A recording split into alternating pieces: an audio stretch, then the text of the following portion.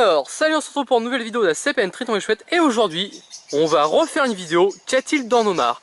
Alors, on avait déjà fait une vidéo sur la même mare il y a à peu près 12 mois, donc il y a plus d'un an. Donc elle a pas mal évolué, il y a beaucoup plus de plantes, donc on va voir un peu ce qu'on trouve. On a déjà chopé des moustiques, bon ça vous connaissez. Donc on va voir un peu ce qu'on peut y trouver. Donc on peut déjà voir une petite grenouille verte, juste là. Donc elle est vraiment au bord. Donc voilà, on a déjà trouvé une... Alors il y a un peu de bruit en arrière-fond. Donc voilà, déjà une petite grenouille verte, c'est très sympa. Un peu plus loin, il y en a une autre un petit peu plus grosse. Juste ses yeux qui dépassent, c'est aussi une grenouille verte. Donc regardez. Ah c'est super. Donc déjà on a trouvé deux grenouilles vertes. Donc déjà la preuve, il y a des amphibiens dans cette mare. Donc voilà, déjà on a trouvé des amphibiens, on va voir si on peut trouver autre chose. Déjà il y a plein de moustiques, ça c'est sûr. On s'est fait piquer plusieurs fois. Il y a des moustiques. Mais du coup les moustiques, ce qui est bien en fait, les moustiques, tout le monde veut les chasser. Mais c'est quand même à la base de plusieurs chaînes alimentaires. Et les grenouilles se nourrissent des larves. De choses qu'on a trouvé, en quelques jours d'épuisette, on a trouvé... Alors, on a trouvé deux limnés. Alors ce sont des escargots de mare. J'ai déjà fait une vidéo il y a un petit moment sur eux.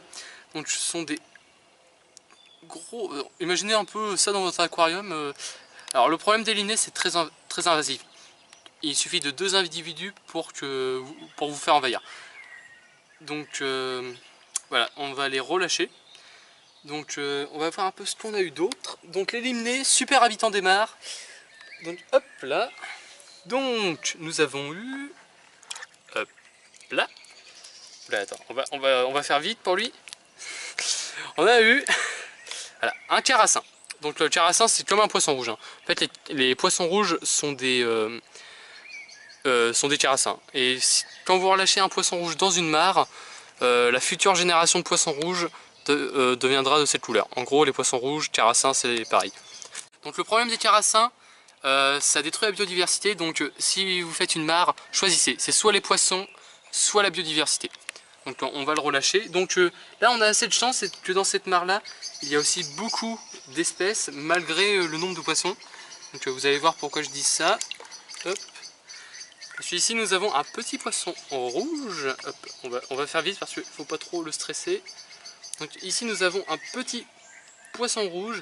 Donc c'est un carassin, c'est la même espèce. Donc lui il est vraiment petit, il est d'un beau rouge, donc on le relâche. Bon, il est tombé. Bon, il est parti. Et là, je suis super content. Nous avons eu deux petits tritons alpestres. Donc c'est super. Alors là, on les voit pas très bien. Donc en fait, le truc avec les tritons et tout ce qui est amphibien, essayez de ne pas les manipuler à la main ou mettez des gants. Car malheureusement, le contact avec notre peau détruit leurs cellules qui leur permettent de respirer. Donc là, je suis content. On va vite les relâcher. Hein. Mais c'est pour vous montrer, regardez, des petits tritons alpestres. Alors, tous les amphibiens sont en voie de disparition, protégez-les.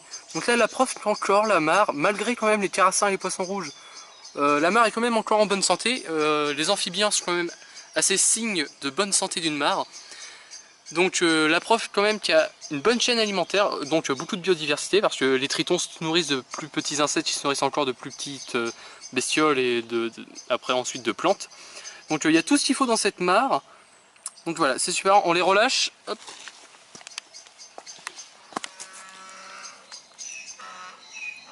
Et ils sont repartis. Et pour enrichir aussi votre biodiversité à la mare, n'hésitez pas à mettre une petite cabane à insectes juste au pied de la mare. Ça va permettre à des insectes plutôt terrestres d'y habiter. Et ça va permettre aussi par exemple aux grenouilles de s'y nourrir. Où vous allez avoir une plus grande biodiversité, une plus grande faune. Donc voilà, c'est super, n'hésitez pas à faire des petits aménagements près de votre mare, mettre des plantes, des souches, les souches d'arbres très importants pour tout ce qui est crapauds, grenouilles, amphibiens, tritons, enfin tout le reste. N'hésitez pas à mettre des plantes, à faire des petits talus avec plein de plantes, je me répète un peu. N'hésitez pas à mettre aussi des cabanes à oiseaux tout près de votre mare. Des petits tas de pierres aussi, ça profite à pas mal d'amphibiens. Donc voilà. Donc malheureusement on n'a pas réussi à avoir une larve de triton. Alors la larve de triton ça ressemble à un petit axolote. Donc il est reparti. Donc là c'est super. Déjà tout ce qu'on a trouvé ça prouve que cette mare est en bonne santé. Quand on était venu l'année dernière pour faire une vidéo, on n'avait pas trouvé de tritons, on avait trouvé moins d'espèces que ça, mais on avait aussi trouvé les carassins. Donc là ça prouve que la mare a évolué, il y a plus de biodiversité, donc plus d'espèces, des chaînes alimentaires plus riches. Donc la mare a évolué dans le bon sens, donc c'est super. Donc vous aussi, si vous avez une mare, passez un petit coup d'épuisette, vous risquez d'être surpris, hein. Donc voilà, c'est la fin de cette vidéo, j'espère que ça vous aura plu. N'hésitez pas à vous abonner, à liker et salut!